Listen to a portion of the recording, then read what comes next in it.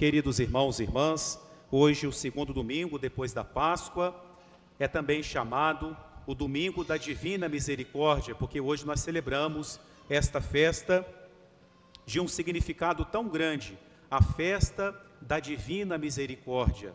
A misericórdia que é o amor de Deus que se compadece de nós, que tem pena, tem compaixão de nós. Misericórdia significa isso.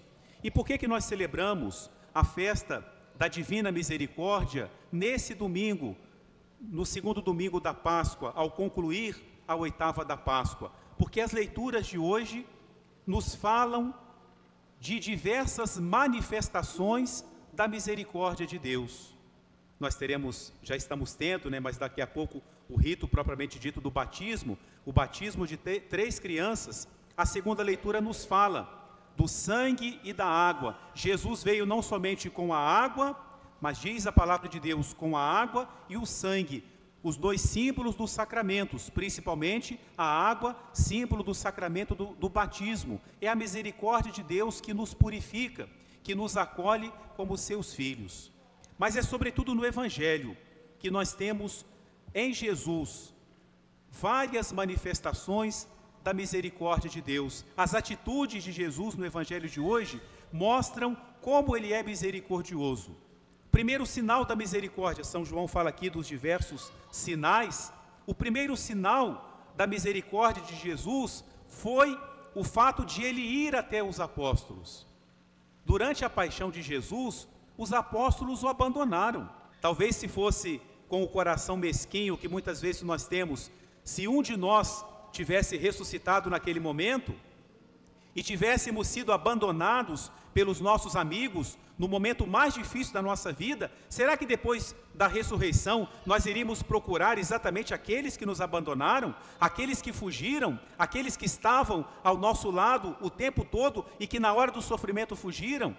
Talvez, provavelmente, a gente pensaria assim: não quero mais saber dessas pessoas, amigos falsos, amigos até quando não corriam perigo. Na hora que a situação ficou difícil, me abandonaram, eu não vou mais até eles. Não, Jesus mostra a sua misericórdia indo até seus discípulos. Deus nos ama, mesmo com os nossos erros, mesmo com as nossas fraquezas, Ele nos ama, e Ele manifesta isso ao ir até os apóstolos. Primeiro sinal da sua misericórdia. Segundo sinal, Jesus, quando chega lá, visitando os seus apóstolos, ele poderia falar assim: mas onde que vocês estavam na hora da minha paixão? Por que vocês me abandonaram? Ele não faz isso. Os apóstolos já estavam muito abalados com tudo que eles tinham vivido. Estavam até decepcionados com Jesus, com aquele sentimento de fracasso. Eles estavam com a alma perturbada.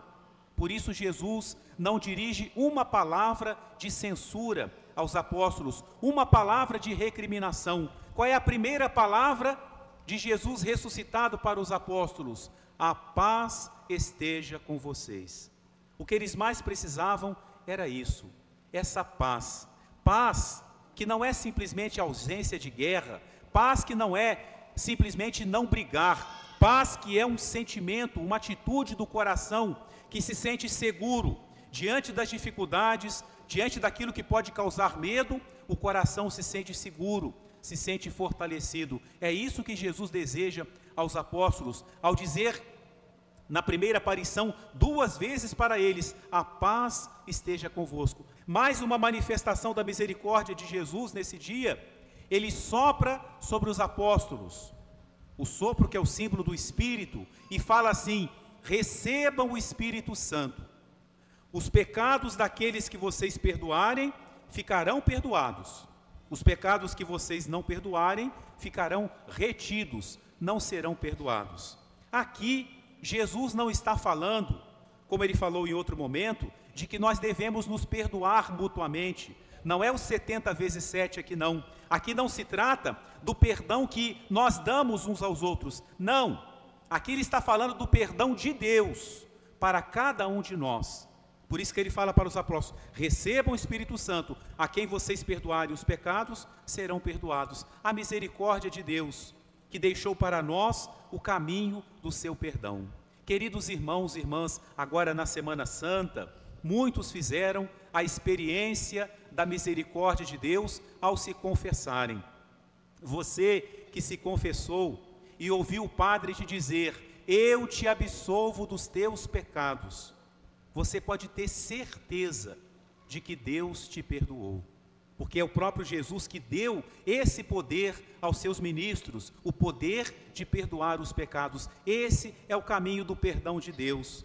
Às vezes a pessoa pode falar assim: mas eu confesso direto com Deus, lá no meu quarto, no meu cantinho de oração, eu peço perdão a Deus, eu não preciso ir até o padre para me perdoar. Tudo bem, mas aí eu te faço uma pergunta: você tem certeza de que Deus te perdoou? Você tem o retorno de que Deus te perdoou? Não temos, a não ser que você esteja num grau de santidade que Deus fale diretamente a você. Mas quando nós vamos ao Padre e Ele fala: eu te absolvo dos teus pecados, o nosso passado não existe mais, não é? Porque realmente eu tenho a certeza, porque Jesus deu a seus ministros esse poder de perdoar os pecados. Como Ele é o ofendido, Ele pôde escolher a forma como Ele queria nos dar o perdão, e devemos agradecer a Ele por este sacramento maravilhoso, o sacramento da confissão, o sacramento da misericórdia. Um sacramento que nós precisamos na nossa vida redescobrir a beleza, a maravilha que é ter essa experiência da misericórdia de Deus. Finalmente, uma grande manifestação da misericórdia de Deus no Evangelho de hoje é o que acontece com um discípulo chamado Tomé. O Evangelho nos conta duas aparições. Na primeira, Tomé não estava.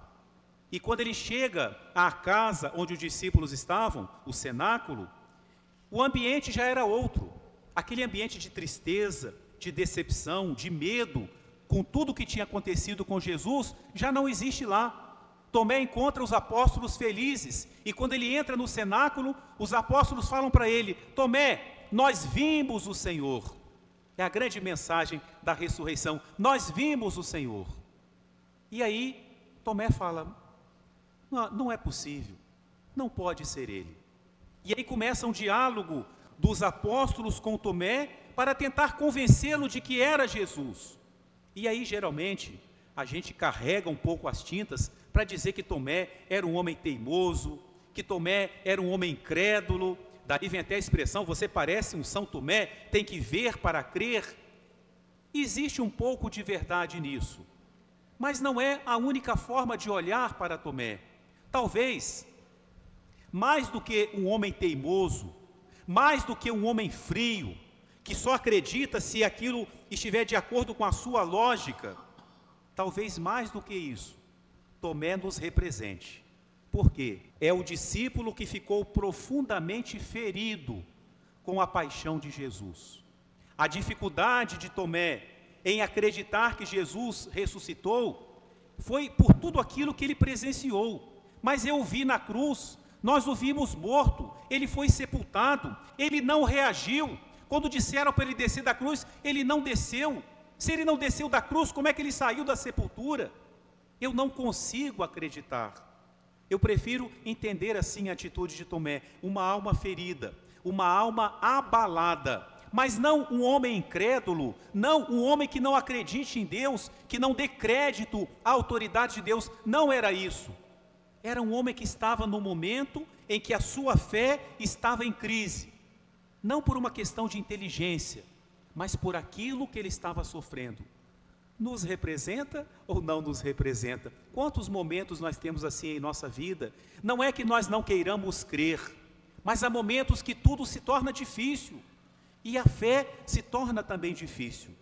E foi exatamente por isso que Jesus permitiu que Tomé colocasse o dedo na sua ferida, que Tomé colocasse a mão no seu lado aberto.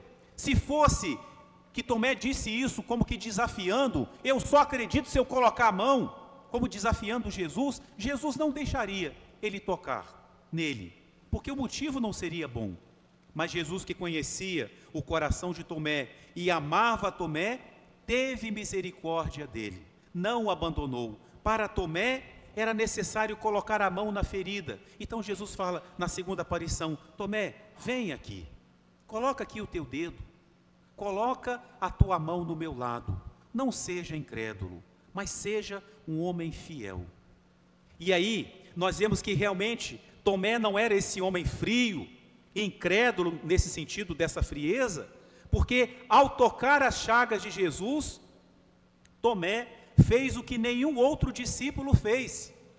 Ele reconhece Jesus como Deus. Jesus apareceu para todos, todos ficaram felizes, mas foi o discípulo que tinha dificuldade de acreditar, que cai aos pés de Jesus e fala: meu Senhor e meu Deus. Olha que oração perfeita. Ele reconhece tudo que Jesus é, Senhor e Deus. Precisou tocar. Existe uma música muito bonita de Tomé que fala isso: mas te tocar precisei, pequena é a minha fé.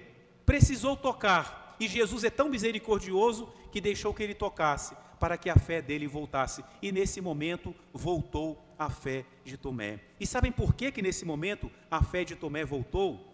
Porque mais do que Tomé tocar as chagas de Jesus nesse momento, foi Jesus que tocou as feridas de Tomé.